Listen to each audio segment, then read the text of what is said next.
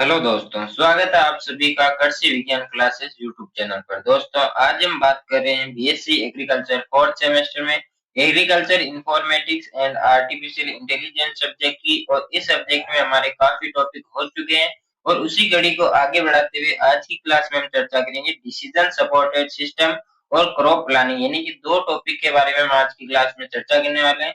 दोनों ही टॉपिक काफी इंपॉर्टेंट है, इसलिए क्लास के एंड तक जुड़े रहें और इस क्लास को अपने साथियों के साथ शेयर जरूर करें। तो चलिए बिना किसी देरी के हम आज की क्लास को शुरू करते हैं। सबसे पहले हम पढ़ेंगे डिसीजन सपोर्ट सिस्टम, जो कि नाम से पता चल रहा है कि जो डिसीजन लेने में जो सपोर्ट करता है उसी हम क्या कहते हैं, डीएसएस या डिसीजन सपोर्ट सिस्टम कहते हैं। निर्णय सहायता प्रणाली एक कंप्यूटर आधारित सूचना प्रणाली है जो किसी व्यक्ति, किसान, प्रबंधक या संस्था को सही निर्णय लेने में सहायता प्रदान करता है। यानी कि ये बताता है कि आप सही सलाह दी जाती है इसमें कि आप ऐसा काम किया करो या ऐसा निर्णय ले सकते हैं, ऐसी सलाह दी जाती है इसमें।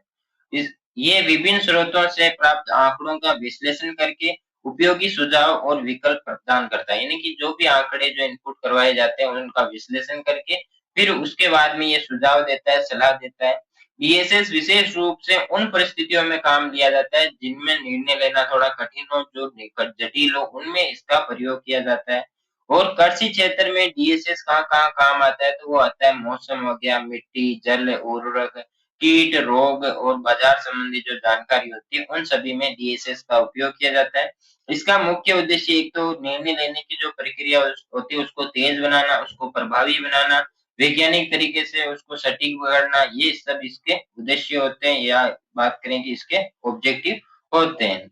नेक्स्ट आता है कि डीएसएस की आवश्यकता क्यों पड़ी, यानी कि जो डिसीजन सपोर्ट सिस्टम होता है उसकी आवश्यकता क्यों पड़ी, उसकी नीड क्या है। तो कृषि में प्रतिदिन अनेक निर्णय लेने पड़ते हैं, यानी कि कौन सी फसल बुआई करनी है, कौन सी वेराइटी की बुआई करनी है, कितनी कब कब इसमें सिंचाई करनी है, खरपतवार नियंत्रण के लिए उसमें क्या करना है, यानी कि ये सब निर्णय लेने में बहुत समय लगता है। सही निर्णय लेंगे तभी आपका जो प्रोडक्शन होता है वो भी अच्छा होगा।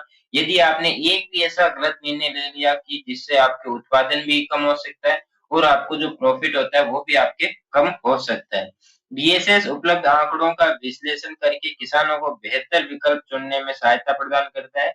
अब हम बात करते हैं इसके ऑब्जेक्टिव की, यानी उद्देश्य क्या है। तो नॉर्मली इसके उद्देश्य यही है कि जो निर्णय लेना है, जो निर्णय होता है उसको बेहतर से बेहतर बनाना, उसको सही समय पर सही निर्णय लेना, ये सब इसके उद्देश्य होते हैं। तो निर्णय लेने की जो गुणवत्ता होती है उसमें सुधार करना इसका उद्देश्य होता है। समय पर सही जानकारी उपलब्ध कराना, उत्पादन और लाभ दोनों में वृद्धि करना, जोखिम और अनिश्चितता को कम करना, यानी कि ये सब इसके उद्देश्य होते हैं।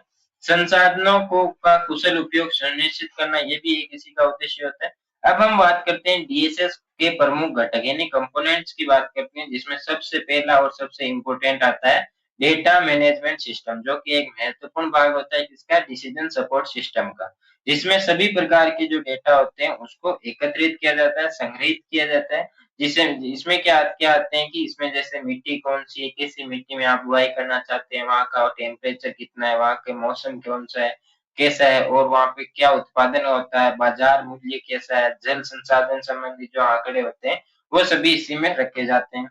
डेटाबेस जो होता है वो डीएसएस का आधार होता है, यानी कि उसी डेटाबेस में ही जो जानकारी होती है, जो आंकड़े होते हैं उनको स्टोरेज किया जाता है। उदाहरण के लिए जैसे किसी जिले के वर्षा रिकॉर्ड, मिट्टी परीक्षण रिपोर्ट और फसल उत्पादन डेटा इसमें संग्रहित हो सकते हैं, जिस किसमें, डेटाबेस में।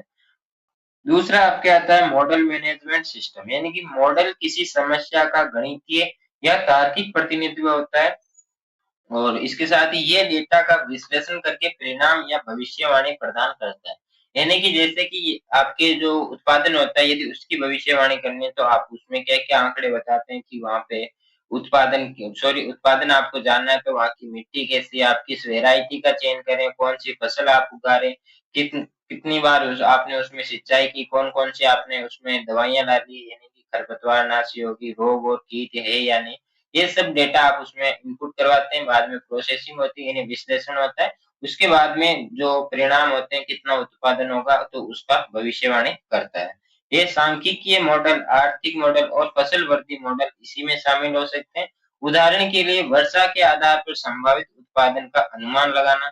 नेक्स्ट आपके आता है नॉलेज मैनेजमेंट सिस्टम। इसमें क्या आता है कि कृषि विशेषज्ञों का अनुभव, नियम तथा सुझाव संग्रहित रहते हैं, यानी कि इसमें जो विशेषज्ञ होते हैं, जो एक्सपीरियंस जो आदमी होते हैं, वो इसमें गाइड करते हैं।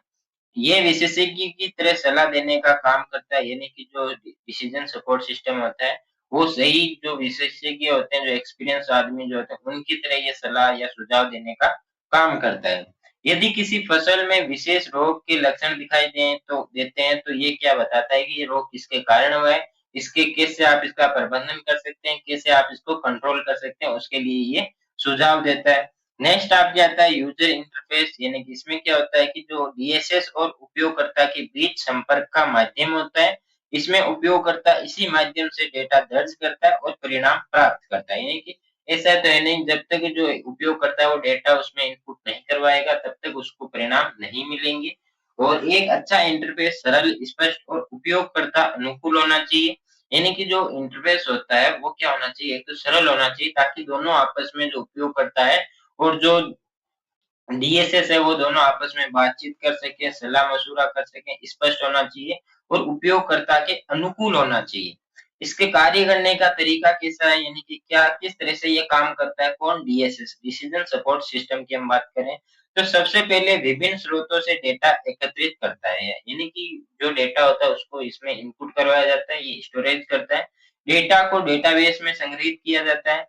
उपयोगकर्ता इन सुझावों के आधार पर निर्णय लेता है। अब हम सबसे इम्पोर्टेंट जो पार्ट्स आता है वो आता है डीएसएस के प्रकार। तो सबसे पहला आता है डेटा ड्राइवन डीएसएस, यानी कि डेटा आधारित जो डीएसएस होता है और ये बड़े डेटाबेस पर आधारित होती है, यानी कि जो बड़ा डेटाबेस होता है उस पर ये काम करती है।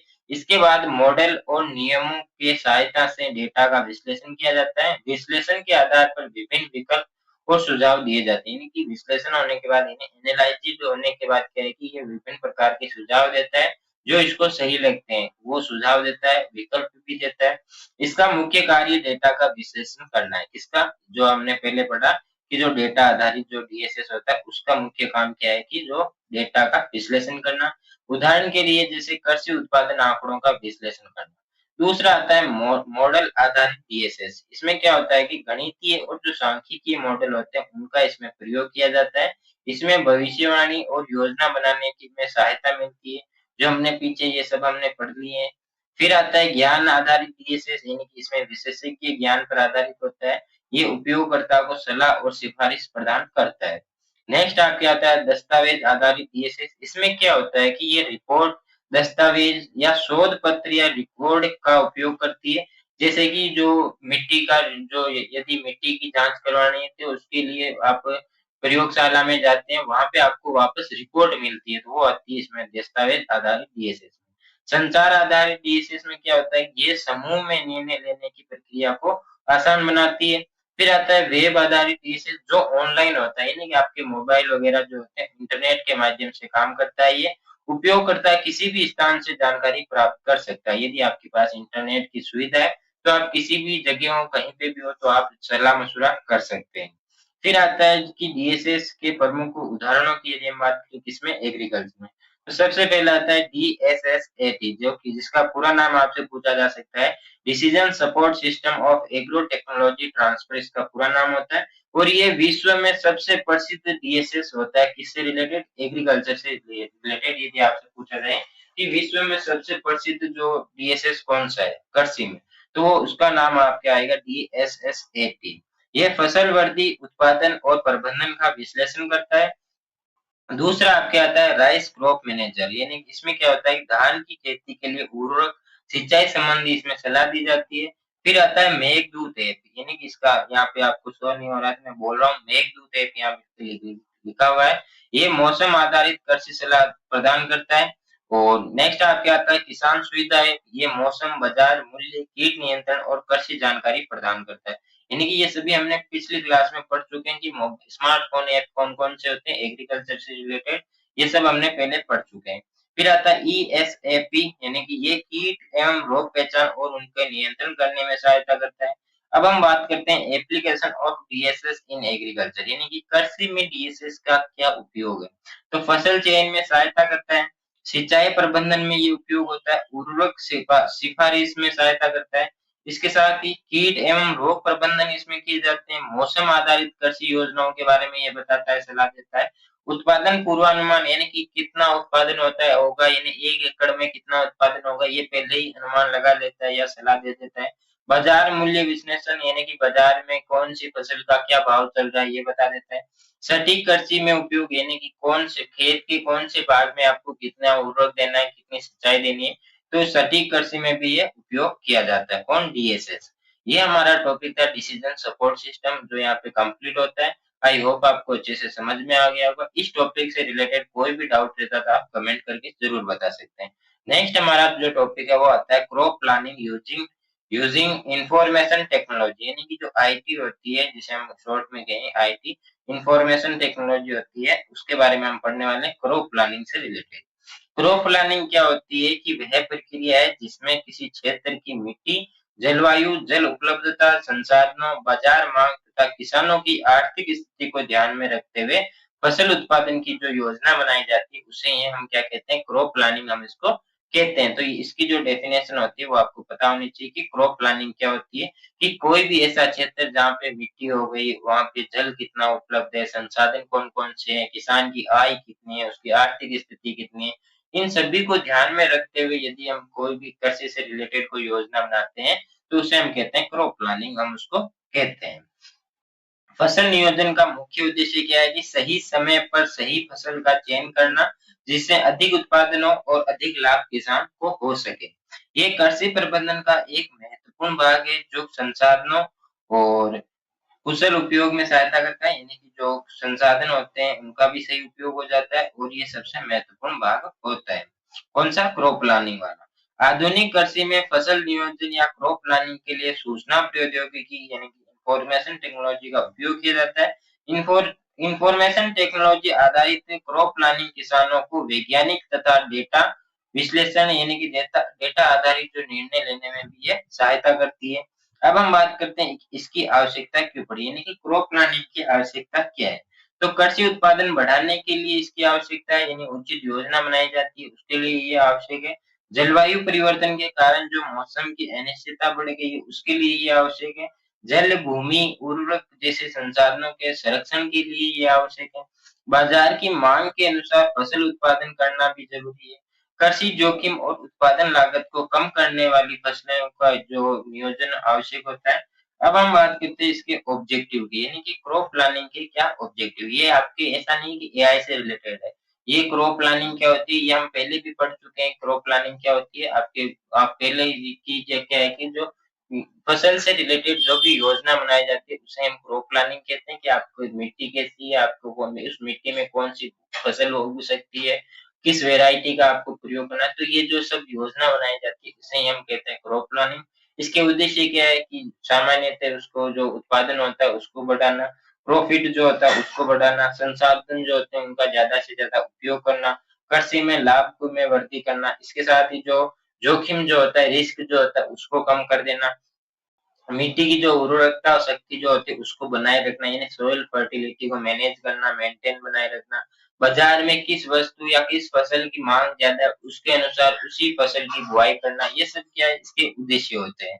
फिर आपके आता है इसको प्रभावित करने वाले कारक, यानी कि क्रॉप प्लानिंग को कौन कौन से कारक प्रभावित कर सकते हैं, तो जिनमें आता है जलवायु हो गया, मौसम हो गया, वो मिट्टी हो गई, इसके साथ ही जल उपलब्धता यानी वाटर जो अवेलेबिलिटी जो होती है वो होगी, बाजार की मांग कितनी है, ये सब क्या है कि इसको प्रभावित करने वाले कारक होते हैं।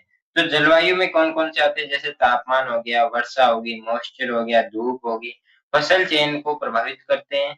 और इसके साथ ही प्रत्येक फसल के लिए उपयुक्त जलवायु की आवश्यकता होती है। नहीं सभी फसलों की, जैसे कि जो बाजरा होता है, वो गर्म जलवायु में भी हो जाता है, जबकि जो गेहूँ होता है उसके लिए ठंडी जलवायु की आवश्यकता होती है।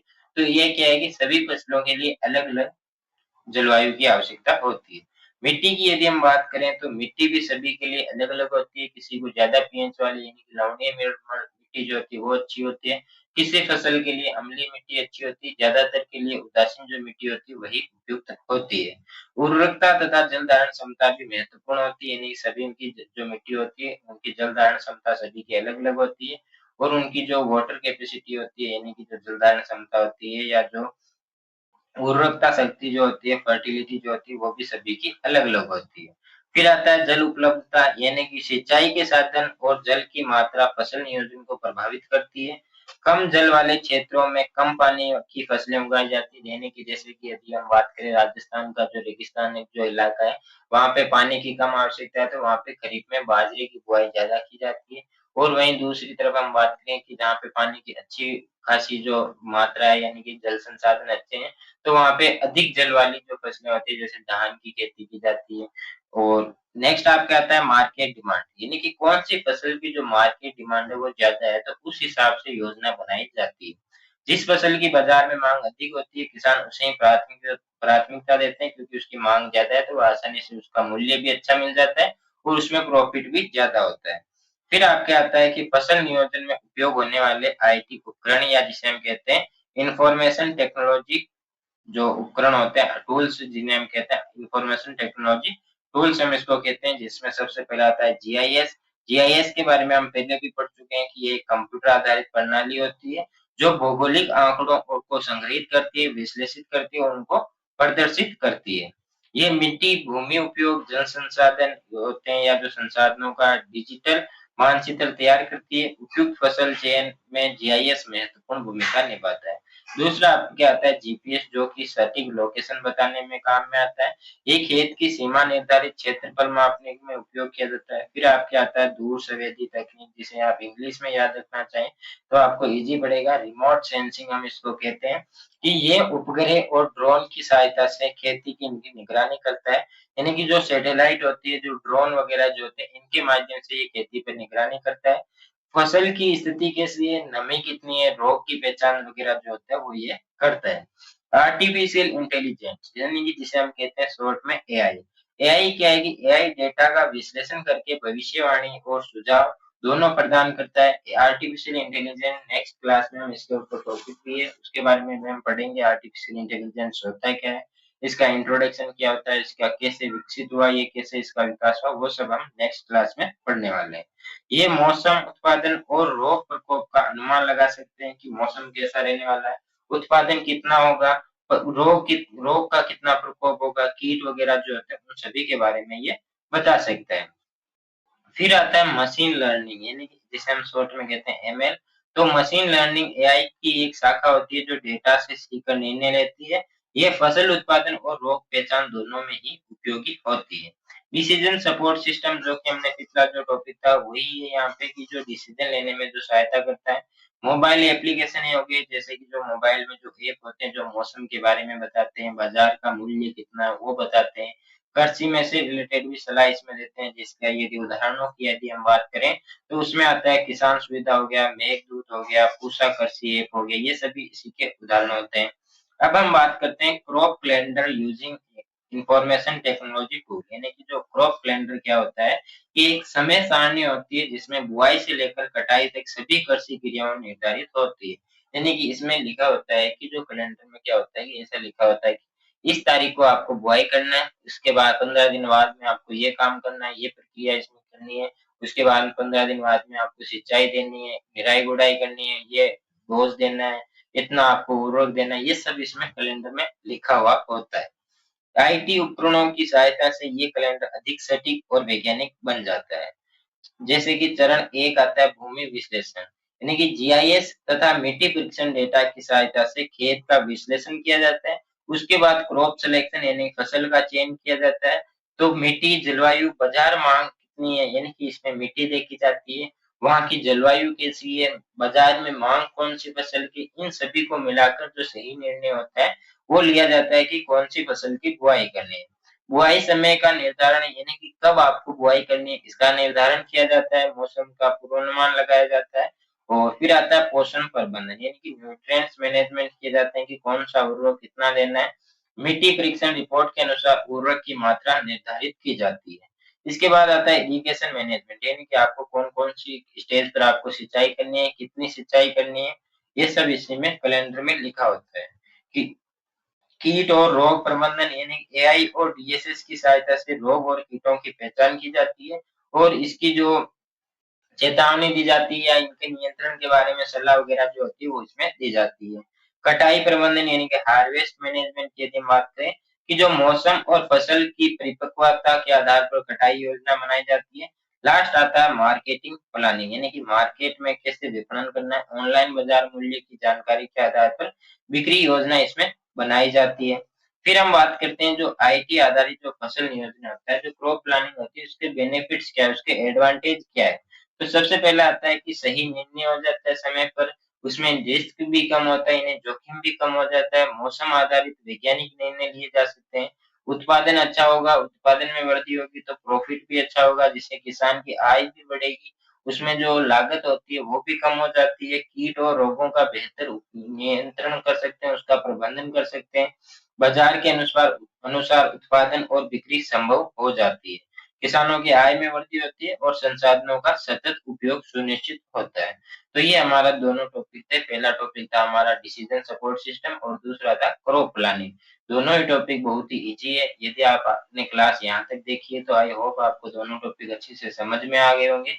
फिर भी यदि कोई डाउट रहता है तो आप कमेंट करके जरूर, यदि आपको क्लास अच्छी लगी हो तो क्लास को लाइक करके अपने साथियों के साथ शेयर जरूर करें और इस चैनल को सब्सक्राइब करके बेल आइकन को प्रेस कर दें ताकि जब भी क्लास अपलोड हो तब आपके पास नोटिफिकेशन सबसे पहले आए। और यदि आपको पुराने पेपर, गेस्ट पेपर या इम्पोर्टेंट क्वेश्चन की पीडीएफ चाहिए तो उसके लिए आपको टेलीग्राम चैनल ज्वाइन करना होगा। टेलीग्राम चैनल की जो लिंक है वो डिस्क्रिप्शन में दी गई है, तो वहां से आप टेलीग्राम चैनल ज्वाइन कर सकते हैं। जल्दी मिलेंगे हम नए टॉपिक के साथ नई क्लास में, तब तक के लिए धन्यवाद। जय जवान जय किसान साथियों।